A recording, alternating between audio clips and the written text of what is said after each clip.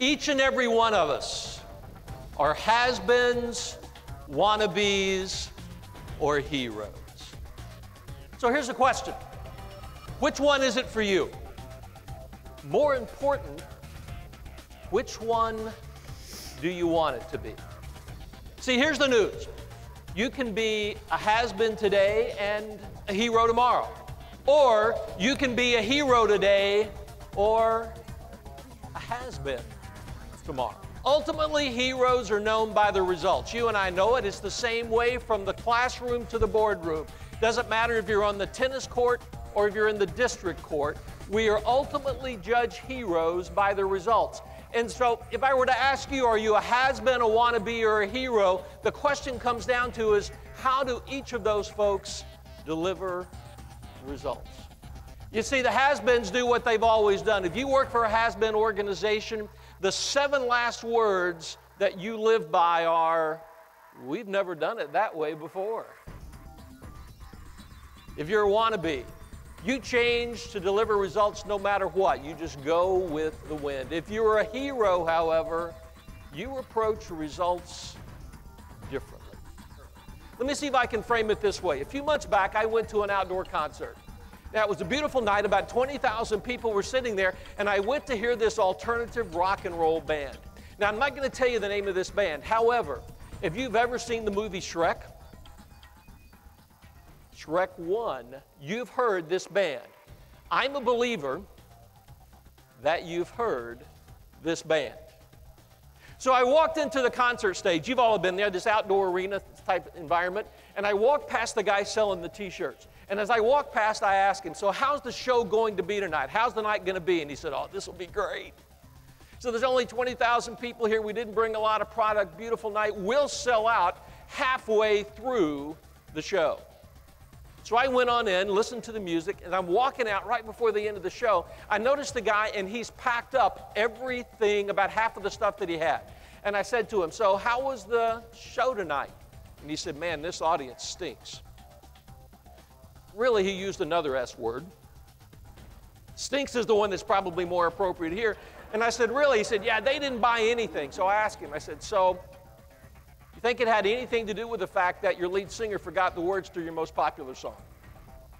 You think it had anything to do with the fact that not only did he forget the words, he was drunk and pouring beer on the sound monitors, cursing at the crew, which the guys in the back just cringed whenever I said that. You think it had anything to do with the fact that the band forgot songs and had to start over 3 times? And he said, no, this audience stinks. So I went on out. 2 weeks later, I'm back in the same venue. There are not 20,000 people there. There are about 250 people there. The reason there's 250 people there is it began raining that morning around 8:30 in the morning. It stopped raining that night at 7:30. And at 7:45, Herman's Hermits took the stage. Now, here's a quick question. If you know who Herman's Hermits is, please raise your hand, look around the room, realize you're the older people. Because a couple of people are now looking at you and go, who? So Peter Noon comes bounding out to the front of the stage and says, it's wonderful to be here in front of 20,000 people. 250. Raincoats, umbrellas, slickers. And over the course of about an hour and a half, Peter Noon proceeded to give the show of a lifetime. And at the end of the show, 250 people lined up and bought everything he had. So I had a couple of minutes to spend with Peter Noon. Before you think that's a real big deal, remember there's only 250 people in the audience. It didn't really take that long to get a couple of minutes with Peter. But I told him my experience. 2 weeks ago, this happened. Tonight, this happened. 250 people bought everything you had. What's the difference? Here's what he said. Some of the bands out there haven't yet learned that it's not about them. See, I think that's the way it works for us too. If we're going to be the hero that delivers the kind of results that we need, we have to figure out that, yes, our results are important, but do your customers really care about your financial results? Truthfully, No, you have some constituents that do, obviously, because they're wanting you to return the money. But for the most part, the customers that you serve, the military professionals and family members that you serve, don't really care about your results. They expect that to be a given. If we're going to be the heroes that we want to be, we have to deliver amazing results to customers. And here's what we've learned over the years. The customers are basically asking three questions.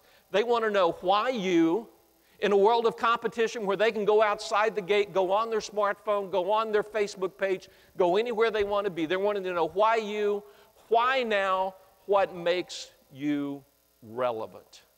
And even if they don't use all those Facebook apps and funny things that they do on their smartphones, even if they don't do any of that, they want to know that you have it, because if you don't, you're not relevant anymore. And the key to delivering those kind of results, to staying relevant to the customers that we work with, ultimately comes down to culture. It's in your strategic plan. It's one of your strategic goals. But ultimately, here's what we've learned over the years. And folks, I've been doing this a long time. This right here, it's real. It's not painted in for effect or anything. Here's what we've learned, is that the compelling culture is the difference, the thing that sets you apart in a world where products and services are basically interchangeable. I can do business with you, with you, with you. I walk outside the gate, there are 5 different places I can go to buy what I go to buy for you. So it ultimately comes down to the culture.